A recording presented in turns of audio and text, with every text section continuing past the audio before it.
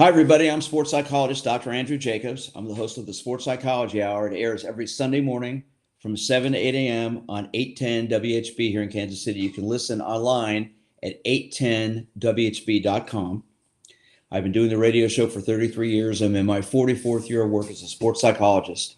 And our show is now podcast via live stream. So if you go to my website, which is winnersunlimited.com, you click on the podcast tab, you can hear close to 10 years of episodes of my show, as well as dozens and dozens of podcasts that we've been doing live here. And now I'm focusing on coaches' health, athletes, mental preparation, physical preparation, and dealing with issues. And tonight, I'm really lucky because I have a good friend on. His name is Dr. Evan Mladenoff. We've known each other for a long time. We're trying to figure out exactly how many years we've known each other now, close to 35 to 40. And he's the best. He's a chiropractor, works with everybody. He's worked with the Canadian Olympic team. He's worked with, you see behind him there, Will Shields and Harrison Butker's jerseys. He's worked with Chiefs players. He's worked with everybody. He works with high school kids, college kids, younger kids. And tonight we're going to talk about his book that he just wrote called Doc, When Can My Kid Play? This is all about concussions. And I would encourage anybody who's concerned about recovering from a concussion, being treated for a concussion, this is the tell-it-all book. It tells you what to do, how to do it, where to do it, why to do it. So, Evan, thanks for joining me tonight, my friend. Hey, thanks, Doc. It's an honor to be here. And we were kind of having a tete-a-tete how long we've known each other. And apparently I've known you longer because I'm gray and you're not. Yeah, well, I'll be hitting my 70th birthday here in a couple months. So the gray's starting to show a little bit. Congratulations. Congratulations. Not that, you've got more gray than I do, but that means you're more distinguished than I am as well. Well, thanks. That's far too kind of you. And okay, so now he is building up my emotional complexity so that I'm going to do a good job for him tonight. Thank you. I appreciate it. Well, that's not an issue we got to work on for you. That's for sure. You know what you're doing. Now, tell everybody what you do. Tell a little bit about your background. And before we get into the book and concussions, just explain a little bit about what you do, how long you do it, and why you do it. Because your son does it as well. Your daughter does it as well. It's a family thing. Well, it's been a journey, and it started out that I did not make the Olympic team in canoe and kayak in Canada, but a year later they hired me to be their team doctor. So I went to 2 world championships, and the principal motive I had back then and why they hired me was to help improve performance, not to get over injuries. So I'd be working on athletes and they would literally get in their boat, go to the starting line and race. And I was one of the first docs that did that. And it has transcended over the decades that Usain Bolt had his chiropractor there working on him before every race. So that approach was how I started my practice. And then I moved to the United States, and I was fortunate enough to treat a couple of people that both Dr. Jacobs and I worked on, Nick Lowry being one of them, and a couple of the jerseys you see behind me. And I was able to be hired by the Chiefs. And so I was on staff with the Chiefs for 14 years. I went to every game they went to, including to Tokyo, Japan, which was like totally awesome. But then my wife had a bus accident when she Hold on one sec. You weren't just working with them. You were on the sidelines with them during games, because I remember seeing you out there with your Hudson Bay blanket jacket on, which I had that's one of correct. those too. Yeah. Yes, yeah. I remember you. Wherever they went, it was dark. Yeah. So wherever they went, I went. I was in the locker room working on players before the game and at halftime. And of course, when we were on the road, I was in the hotel working on guys the night before. So I was an integral part of what was called the game day preparedness for the players. If there was an on the field injury, I was not in the loop on that until the next week after the medical staff had examined, figured out what the problems were, what diagnostic radiology needed to be done. So I did game day preparedness stuff almost identical like what I was doing way back with the Canadian national canoe team.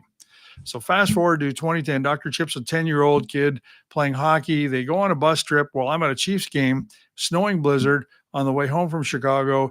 The bus goes out of control, hits a lamppost. My wife literally face plants the plexiglass that divides the driver away from the rest of the bus. She had 8 fractures in her nose, face got all swollen, and that was my second introduction to concussions. The first was when Dr. Diana was 18 months old. I was out lecturing, came back, mom met me at the airport, and we weren't prepared for it, but Diana lunged because she hadn't seen her dad in 3 days, and we both literally dropped her on the pavement. And that was my first introduction to concussions of an 18-month-old. Has she forgiven you for that? I haven't asked her because I don't want to know. So maybe you can coach me. What would be the soft way to ask that question? But I think she has. Well, Dr. Chip made it to college hockey, and he had 3 concussions in playing college hockey. And of course, he didn't tell anybody because he wanted to play. And then in 2017, I had a bike wreck where a guy literally ran a stop sign, plowed me over while I was pedaling my bicycle at a high speed. My head bounced off the pavement 3 times. There was 11 fractures in my helmet.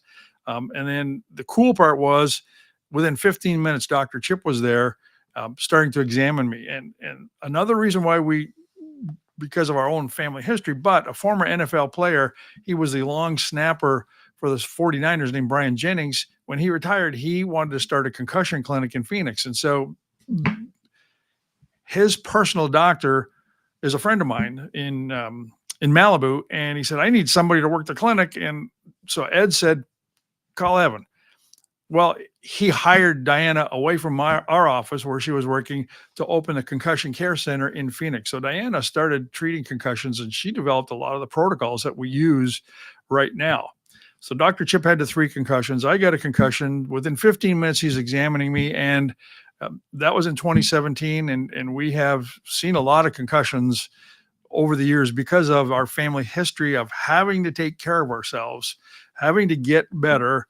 And of course, we don't want to use any drugs. We don't want to use any surgery. And that's a whole nother group of problems that I talk about in the book, is that if in doubt, go to ER.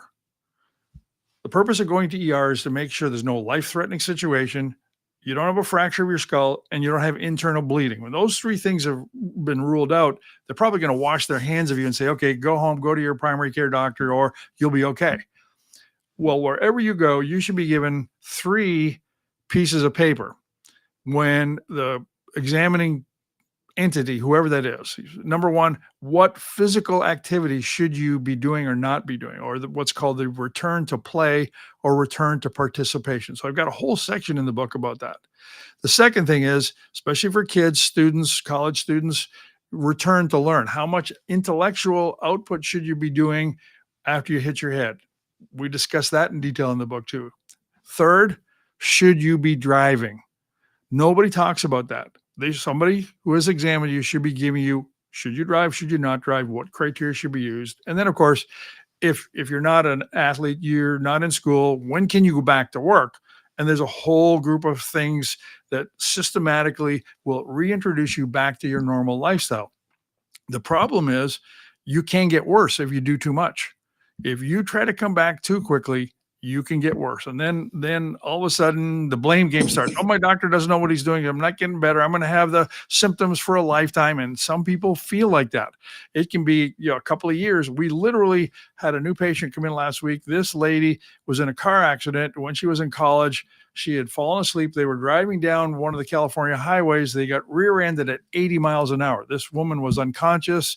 The driver, her boyfriend at the time, literally got out of the car, came around because he thought she had died. And she came to a little bit, and she said, what happened? And the short of the long story is she was unconscious 3 different times before she got to ER. Did not get any attention after they figured out it was not fractured, she was not bleeding, and it was not life-threatening. She has suffered for 20 years with headaches and neck pain. And she ended up at our clinic because she had moved back to the Kansas City area. And we've started a program of care for her. And within the first day, her neck pain has already started to ease off, and the headaches have started to change too. So let me ask Evan this question. Anybody can get a concussion, as you're describing. This isn't just a sports injury; it's automobile accidents, it's falls. It could be from anything. Yes. So the first sign, if we want to identify for people, what's the first sign that you possibly have a concussion? What are the first areas that are going to give you that awareness? Okay, so if we just back up, the first thing is you don't have to hit your head to get a concussion. So that's the first thing. Your brain is like Jello. It's pretty soft and it's inside a solid case of bone, but it can move in there. So if it gets whipped around inside, the brain can get bruised, and then you start developing inflammation and a whole bunch of other things that, again, I describe in the concussionology matrix in the book. Part of the problem is symptoms may not appear for up to 72 hours after you have a concussion. There's that lag time. And then symptoms typically happen in 5 key areas. You can have neck problems. You can have problems in what's called your vestibular system, or like the gyroscope or your balance mechanism of your brain. You can have inflammatory problems. You can have a whole set of different metabolic problems. And then you can have pituitary problems or problems with your hormonal system. And symptoms can develop in each one of those 3 areas. Now, but usually, within 72 hours is so it might take 72 hours. You might not get them instantly. Now, here's in the terms of how long is it going to take you to get better? This is one of the biggest statistics. If at the time of the concussion you go to ER, what they found was if you have a headache, or if you have neck pain, or if you have both of those, it could take you 6 to 9 months to get better. Most of the time, neck pain and headaches are going to start within hours of the head trauma. So then what? Then what do you do? Okay. Again, if in doubt, go to ER. That's the first thing. You got to rule that stuff out. Then you have to align yourself with a facility that has experience in taking care of concussions. There's one, when we do our new patient exam for concussions, it can take up to 4 hours to do that examination. But there's a problem, and that is, you remember the high school experiment with the frog's leg, and you zap it with electricity and the frog leg twitches, even though the leg is not attached to the frog? Mm-hmm. Okay, that describes how our nervous system works. And so there's a threshold of stimulation that has to happen for the leg to twitch. Well, our brain is the same way. There's a threshold of electrical activity in the brain that when you pass it, then you get symptoms. The problem is, after you hit your head with all those 5 things that can happen in that matrix, you're just below the threshold. So it doesn't take much to take you from 0 to 100% full on firing. And one of the prime examples is, and I experienced this with my concussion, is I was seemingly doing nothing, and parents will see this in their kids. It's not your kids. It's the head trauma. And that is, they go from 0 to full on anger like somebody flipped a switch. And that's because the brain is near that threshold, like the frog's leg twitching, and that's called exceeding metabolic capacity. So if you drive the brain too hard when you're examining it, the patient's going to get worse. Equally, if you drive the brain too hard when you're trying to fix it, they'll get worse. And so if practitioners are not familiar with that neurological entity of exceeding metabolic capacity, patients are going to get worse, not only with treatment, but with examinations. And so the doctor has to be cognizant of that and dial it back. So you can start doing, let me give everybody 2 tests that they can do right away. The first is the length, when they go in the tent and in the NFL and college games, one of the first, of course, they don't let us see what's going on, but what they should be doing is what's called convergence insufficiency. So, doc, I'm gonna have you try it. Just take your hand, hold your hand out in front of you, your index finger, okay, and bring it into your about 6 inches away from your nose. Keep it in focus. Okay, so your eyes should do this. Sorry, there we go. Your eyes should do. Okay, relax. Move your finger away. What happens with concussions is they might not converge. You don't have my 3D axis. There we go. They might not converge, or only one of them will converge, okay, or they'll converge and then one will drift away. If there's convergence insufficiency right after the accident, that means it's going to take a long time for them to get better, okay? The other thing is, if you shine a light in the patient's eye, the pupil should decrease. And then if you leave the light there, it should accommodate or get used to it. It should open up a little bit. So number one, if their eye does not constrict, then they are on the verge of exceeding metabolic capacity. Their brain is like working hard to try and fix itself, and it's not winning. Okay. Or if you shine a light in the eye, it constricts down a little bit, and then it opens up quickly. Again, that's a sign that their brain is working hard, and that's the worst time to do any examination, any treatment stuff. So if your viewers are watching this, try those two things. Just take your finger, okay, bring it within 6 inches of your nose and your eyes, and see, do your eyes come together? And then the second is, shine a light in the eye. Does the eye decrease, and does it stay decreased, the pupil? If those two things are not working properly, then you can be symptom free. You still have not recovered from a concussion. So I want to throw you out something here. Major League Baseball did a great study that was published in 2018. And what they did was they took two groups of players, one group of players that had a concussion and one group of players that had bereavement leave, or they had a birth in the family, but it was a non-baseball injury why they left the team. They both were gone the same amount of time. And when they returned, what they found was the concussed players, you're a baseball fan, right, Doc? You got a player, he comes back and his batting percentage is off, his base on balls goes down, his ability to drive runners around. I don't know what all those statistics are called, but if they go down, is that a good thing? No. No. So the players that were concussed had no symptoms, but when they came back to play, they were like AAA players. They weren't like major leaguers anymore, but they were symptom free. So there's that whole conundrum of, okay, being symptom free is not sufficient, not good enough to say you've recovered from a concussion. Have you returned to your normal function? Major League Baseball repeated that study, and it was just published a little while ago, but this time they did it over a 10-year time period. And they took the same two groups, and what they found was the identical things. Players that had concussions, yes, they were symptom-free, but they never returned for over a year. They never returned to their ability to hit the ball like they were before the concussion. So let me ask this question. Your book is entitled, Doc, When Can My Kid Play? So we know now in youth sports that there's a dramatic increase in concussions with kids playing at 6 and 7 years of age now, playing soccer, playing football, playing baseball. Of course, I'm a big proponent, that it should be about fun, not about scores and winning. We're seeing the intensity level for young kids driving them away from the sport by ages 11 and 12. The rate of quitting is close to 70-80% for most kids. They're sick of playing, they're sick of practices and everything. So the question that you get asked a lot when you have a younger person come in who's been concussed, when can they start playing again? Right? That's one of the most prominent questions. That's the first question every athlete asks. When can they play? The parents ask that. Yes, 10,000%. So let's talk about how you take them through getting back to play. So when you have, let's say, a 8 or 9, 10-year-old come in, they're playing soccer and they've suffered a concussion. We do not, they could have been headbutted, they could have been heading the ball, they could have fallen down, whatever. Mm-hmm. But they come in with a concussion. Then how do you take them through the treatment program? What do you say to the parents then? How do you get the parents to understand the process of recovery? That's a great question.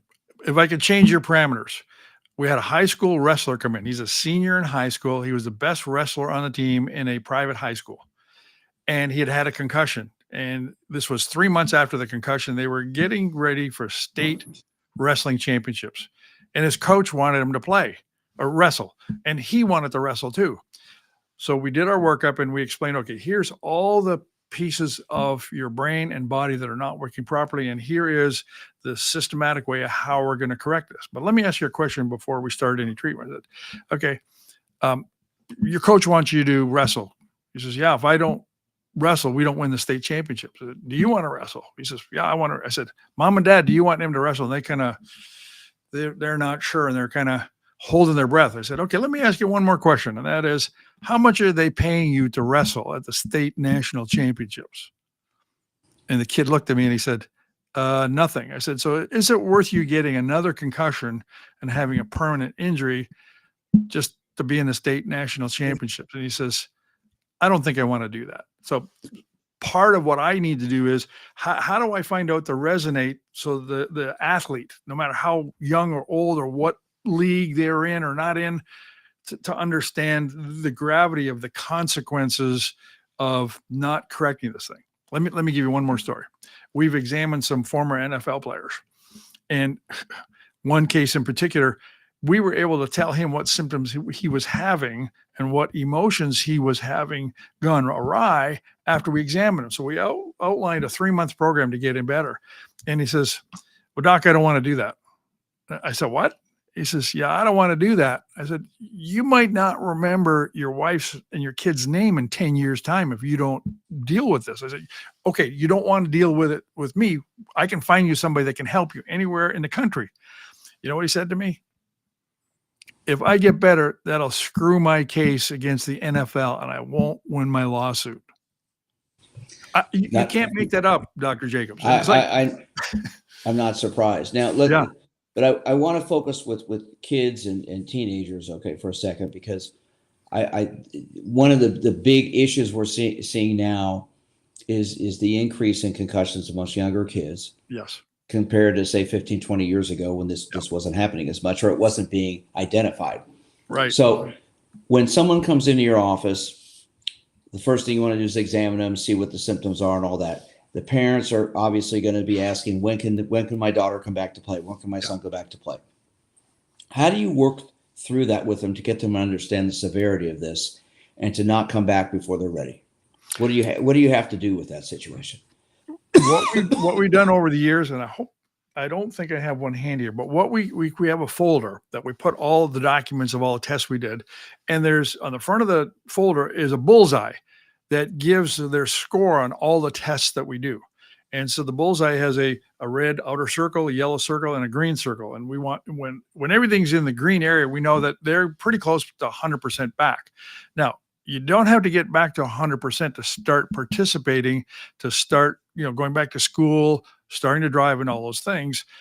And remember the 3 pieces of paper I told you that they should get whatever facility. So that's the first thing that I start my review of their cases and say, okay, the first thing you want to know is when can you play? Well, you're in phase number 1, which means number 1, you don't want to move your head quickly. You don't want to jump up and down fast, okay? And you don't want to raise your heart rate quickly. So if your resting heart rate, just picking a number, is 60 beats per minute, you might be 75 or 80 during the day. You should not go out exercising and increase your heart rate to over 100 beats per minute, because that's going to increase the blood flow to your brain, and then that's going to create more symptoms, whatever they are. So we outline exactly here's what you have to do, and then when you've completed the steps there, and those are all pain-free, then you can go to phase 2. And phase 2 is then introduction of maybe increasing their heart rate a little bit with some static exercise, like a stationary bicycle. So it's graded. And then the same thing for return to learn is we give them a graded, and return to learn, there's 7 steps of what they can and cannot do. So right from the get-go, we outline, okay, here's what you can do. Here's what you can't do. If you let me interrupt you. Let me interrupt you for a second. Okay. So when you tell them, here's what you can do and here's what you can't, do you get resistance from some people? Well, why can't I do this? I'm okay. Why can't I start doing these things? How often do you get that type of question? Half the time. The other half the time. How do you confront that with them? Because what I want people to get out of tonight more than anything else is the importance of the severity of this, and how long, as you've explained to me so often, the long-term issues that can come from this if it's not treated right. And we've got this issue with a lot of parents. My kid needs to get back out there and play because you know what, their scholarship's on the line. If they don't get back and play, they may lose that scholarship. We got to get them back quicker. Yeah. So how do you try to get, and the athletes as well, how do you try to get them to understand, here's the way this is going to work. This is when you'll be able to go back. If you try to come back sooner, you can make things worse. How do you get them to understand that? Okay, let me explain scenario number 2 first, and that is kid will be sitting there, parents will be sitting there, okay, yeah, we understand. Here's what I can do. Here's what I can't do. And as we start with treatment, all of a sudden, one day the kid will come in and they're worse. Headaches will be worse. Neck pain will be worse. And I'll say, okay, what happened? I said, well, I did a little more than what you told me to do. And so I said, okay, now do you understand why I wanted to limit what you can do working out or what you can do at school? So that's a pretty common occurrence too. Is like, oh, I'm starting to feel better. My symptoms are starting to go away. I'm going to just try to push it so I can get back faster. And 99 times out of 100, they get worse and they actually revert and step backwards. Is that where, and maybe they realize, hey, we need to listen to Dr. Mladenoff and take his advice and not try to go too fast? Yes. So back to the first scenario is, how do I get, if they are steadfastly resistant? Well, I'm okay. I can do better than that. That presents two more problems, and that is and I know you know this, Doc, and that is the prevailing attitude that any injury, you're okay, get back in there, suck it up. That's prevalent in every locker room, from pro sports down to touch football. That's the worst thing that can happen, but it's still culturally there, and I don't know if we can do anything about that. So the other thing is, okay, I just had to get the confidence that the parents are going to be on the side of the child to recover, and we're going to take a step to the side of when can you return to full life activities, whether it's playing in sports, going back to school, or in the older kids, like in high school kids that are driving themselves to school. So that's why I started the report of findings, said, with not telling them what's wrong, telling them, okay, here's what you can and cannot do. And then I outlined, here's the reasons why. You've got a neck injury. You've got this part of your brain not talking to your left leg. This part of your brain not talking to your eyes. Your balance is off. You're at risk of falling. All those things. The problem, Evan, that I see with many people with this, if you break your leg, you obviously can't do things till the bone heals and your leg heals, and then you can start getting back into it.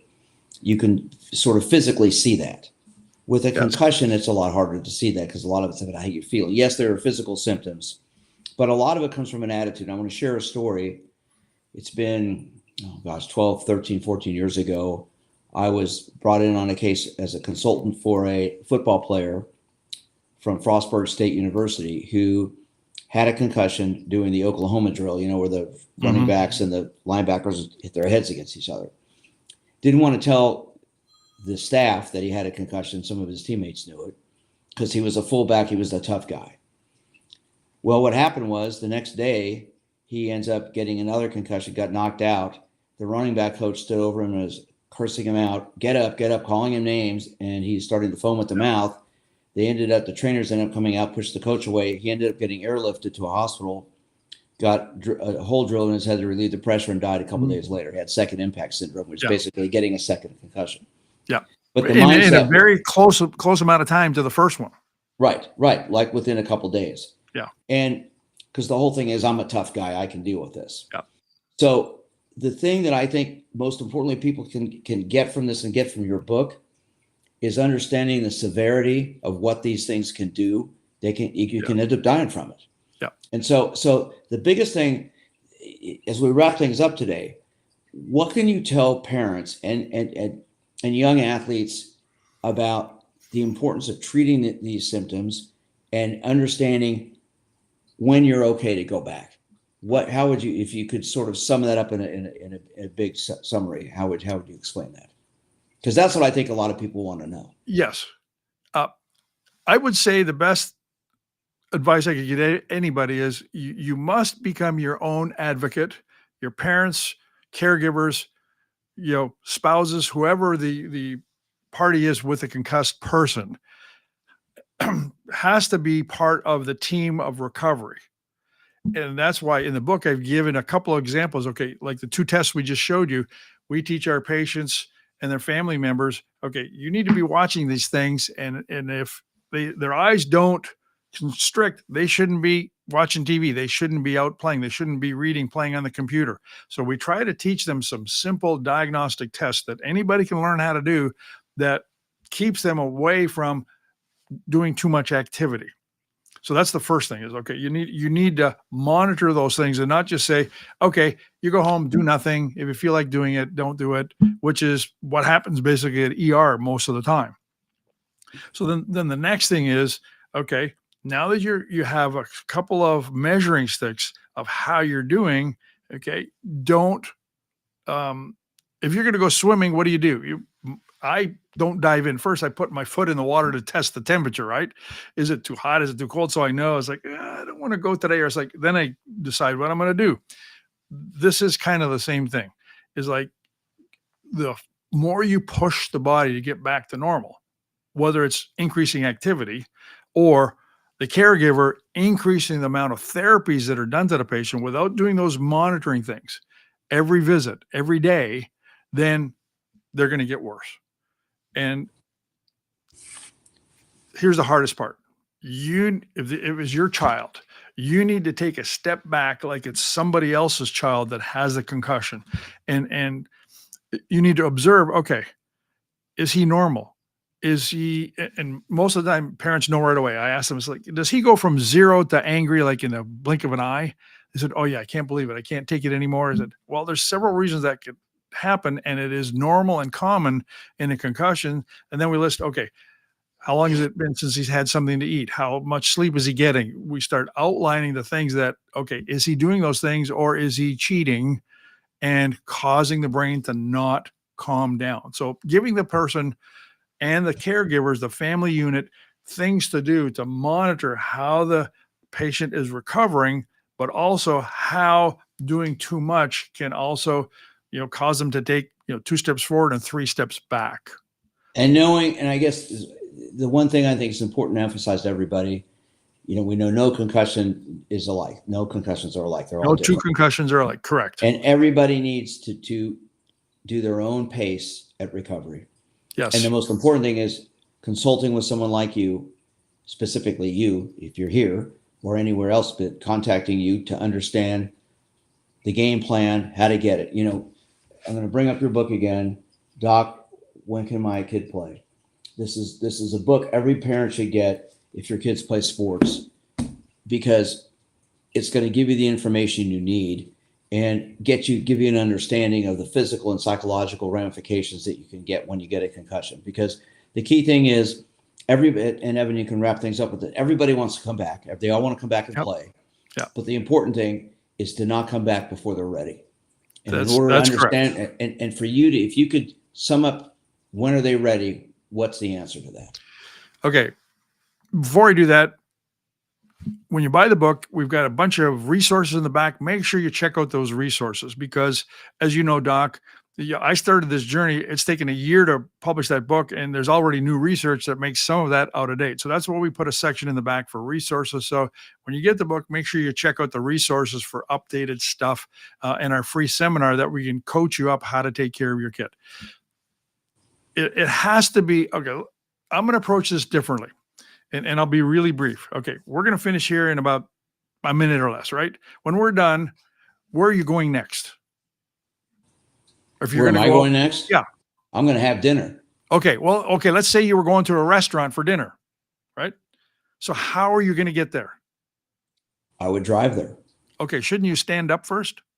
Well, obviously, first thing is I terminate what we're doing now, turn the computer off, stand up, probably put a coat on because now it's gotten cold outside. Now you could probably start your car from here if you got a brand new car that has the remote start and everything. All right, so I'm not being a jerk, but those are unconscious steps that we never think of, but we just do automatically. Well, in order for the brain and the body to get better, you need to figure out what steps are not working properly, and you can't go to just hit the button. Okay, we want to get rid of symptoms, because you know what? That's what ER does. They give you a bunch of drugs. They might give you an IV to kill the pain, and that's all they do. You're not dying, but take these drugs. But to get rid of symptoms, if steps number 13, 27, 93, and 145 are not working properly, you can't go right to step 145. You can start your car sitting right there, but you still have to stand up, still have to turn off your computer, put on your jacket, get your wife, go out to the car, open the door, all those unconscious little steps. That is the essence of helping someone with a concussion. And if the caregiver, whoever that is, doesn't figure out all those little steps, it's like throwing darts against the wall. Oh, this is the biggest symptom is his neck pain, so I'm going to work on his neck. Oh, his eyes aren't working properly. He can't read and can't focus, so I'm going to work on his eyes. Oh, his balance is off, so I'm going to work on his balance. And you got to figure out all those itty bitty little neurological steps, because the body and the brain has a priority of making things work. And if they are not restored in a priority situation, then you're only going to get partially better. The book, Doc, When Can My Kid Play? Dr. Evan Mladenoff. This has been fantastic having you on with me, my friend. I Thank you obviously so much. endorse the book, but I endorse you because you know what you're doing. So thanks so much for joining us tonight. People want to get a hold of you. How can they reach you? Okay, so 2 ways. Click the link that we sent them. We'll have a reference there of how you can get a hold of us at the office if you have a concussion, you want some care, and you haven't been getting answers. Or number two, you can just call our office at 913-491-1071, and we'd be happy to help you. Well, it's been great talking to you, my friend. You know what you're doing, and you've treated probably thousands of people, not just hundreds, but I know thousands of people, and your reputation is stellar. And I appreciate you being with me tonight. And I know this book is going to do great because you know what you're talking about. People need to understand what a concussion is, how to treat it, and how to recover from it. And you're the expert with that. So thanks for joining me tonight. Thank you so much, Doc, and have a great evening, even if you're staying at home for dinner. Yes. Well, my wife made dinner tonight, so I'll stay home. So if you liked our show tonight, check out my website, winnersunlimited.com. Click on the podcast tab where you can hear episodes I've done for the last several years here, our Facebook Live show, my radio show. Find out more information about me. If you want to reach me, my email is drj@winnersunlimited.com. And my office number is 816-561-5556. Take care. Have a great night.